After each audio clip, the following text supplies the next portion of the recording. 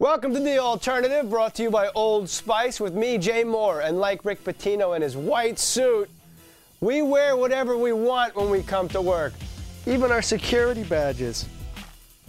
Oh, I guess I took mine off. First up, this is what I know. What the heck is going on? You're lucky I'm wearing Old Spice, otherwise I'd be steaming, stinking mad.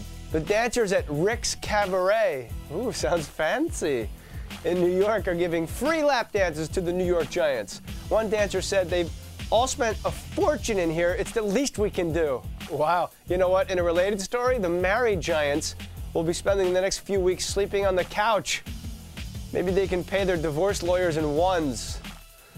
Or dirty dollars. Gentlemen, on stage one, please welcome Eli. Please welcome Plaxico, gentlemen. That's the best made-up name ever. What's your son's name? Plaxico? Just kidding. It's Michael. This Roger Clemens story just keeps getting weirder and weirder. Now trainer Brian McNamee says he has 10-year-old syringes and bloody gauze pads containing Roger Clemens' DNA. ¿Cómo? ¿A dónde? Who saves old syringes and bloody gauze pads? What does this guy's apartment look like? The presidential suite at the Palace Station? Wee-oh. McNamee says now he injected Clemens' wife with HGH for a photo shoot. Okay, is there anyone you didn't shoot up, McNamee? Roger's grandmother. I gave her some juice before a big bridge tournament. Roger's dog. Yeah, I gave him roids all the time. Even Jose Canseco came out this week and called McNamee a dirty liar. All right, listen, when Jose Canseco looks down on you, that's like when Keith Richards said Amy Winehouse needed to get her act together. Time to reevaluate your life. Canseco says he's 1,000% sure Roger never showed up to his house, as McNamee claims. 1,000%. Even his percentages are juiced. Pedro Martinez was shown throwing out the first cock at a recent cock fight in the Dominican Republic. When asked about his participation, Pedro pretty much said, "Hey man, it's part of our culture." Sadly, Pedro Martinez's cock lost in the last second after leading most of the fight. Like Pedro, it must have been a Met cock. That's a lot of cocks. ESPN is switching subjects completely. ESPN is getting rid of sideline reporters Suzy Kolber and Michelle Tafoya. Now the only vaginas on Monday Night Football will be the Dolphins. The Westminster Dog Show is going on this week, or as Michael Vick calls it, the Combine. Dogs expected to be in contention for the coveted Best in Show title include Uno the Beagle, Chairman the Terrier, and the WNBA. Oh, write me a letter. Leave him alone. Shut up.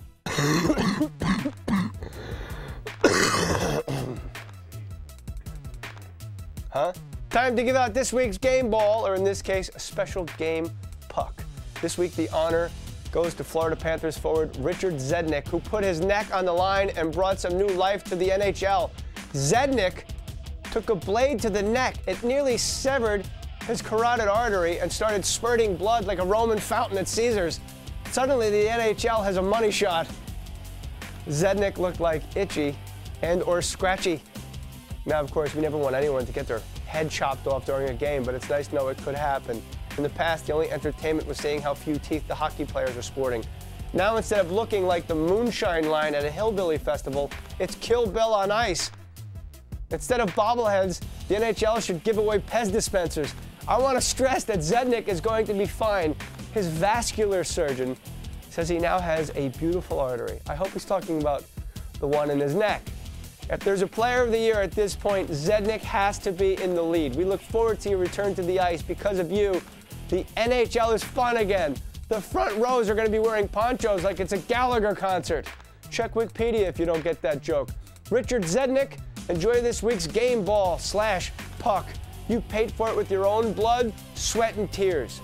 Mostly blood. Hold on, I'll put you on speaker. Say it again, you're on speaker. I'll be on the episode. I want my 15 minutes. All right. All right. This week's Old Spice You Stink Award goes out to the Pennsylvania Senator Arlen Specter. Arlen Specter, that sounds like a gynecological tool. Nurse, I need to see deeper. Hand me the Arlen Specter. Anywho, Senator Specter is calling out NFL Commissioner Roger Goodell, the Kim Jong-il of the NFL, for destroying tapes in the Patriots Spygate scandal. First of all, Arlen, chill out. You're a United States Senator. That means you deserve and should expect a certain amount of respect. However, as far as the list of things you should be worried about, the NFL should not be anywhere near the top of the list. Call me crazy, but things like, I don't know, the war, healthcare, the economy, things like that might be on the top of your to-do list. Roger Goodell did the right thing. He saw the evidence, laid down a massive punishment, and then closed the book. Case closed. Goodell says he destroyed the evidence so it wouldn't be leaked to the public. It's sad, but in this day and age, Henry, it's sad, but in this day and age, nothing is secure. If he hadn't destroyed the tapes within weeks, they would have been on YouTube along with Britney's cooch. Lindsay's butt and more shots of Britney's cooch. Hey, you know, it gets around. The people of Pennsylvania elected you to police the laws and help guide this country to greener pastures. No one elected you to be worried about whether or not Bill Belichick broke the rules. What's next? Making sure the gladiators on American Gladiators are actually citizens? There's a term for what you are doing. It's called playa-hating. Start acting like a representative of the people for the people of Pennsylvania and not some crazed Philly fanatic. Until you do, I say with all due respect, sir, Arlen Specter, you stink. And your parents stink for naming you Arlen. Everyone always goes in the comment board, nice career move, way to go. Now I do this in addition to everything else. It's not like I'm scrambling for work and I go, and you'd love to do a webisode. It's time for the email of the week, and it comes from a faraway land where there's lots of trannies. Celso Menezes of Mogi Mirim, Brazil. That's right, the alternative is now worldwide. Celso writes, now that I discover this program of yours, I will try to watch. I said try, because a lot of the guys you talk about, I don't know who are, because you know I live in Brazil. All right, Celso, that's okay, because sometimes I don't know who are either. With that in mind, this next joke is just for you and all of the alternative fans in Brazil. Brazilian striker Adriano finds out this week if he will be suspended for 3 matches or 18 months after headbutting.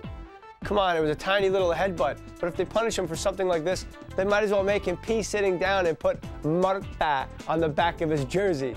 I don't know what any of that means, but I know people in Brazil right now might be a little happy. Thank you for writing Celso or Kelso. I have no idea how to say your name because you're a savage from a faraway land. It's kind of weird when you do a comedy show and people laugh and you go, what's so funny? That's all for this week. If you run into Bobby Knight this week, thank him for all his years on the bench. Then throw a chair at him for quitting. Also remember, if you have a question you want answered right here on The Alternative, send an email to jaysalternative@live.com. If you've got a nominee for the Game Ball or the Old Spice You Stink Award, let us know and maybe we will include it. We'll see you next time for an all-new webisode. Until then, screw the mainstream.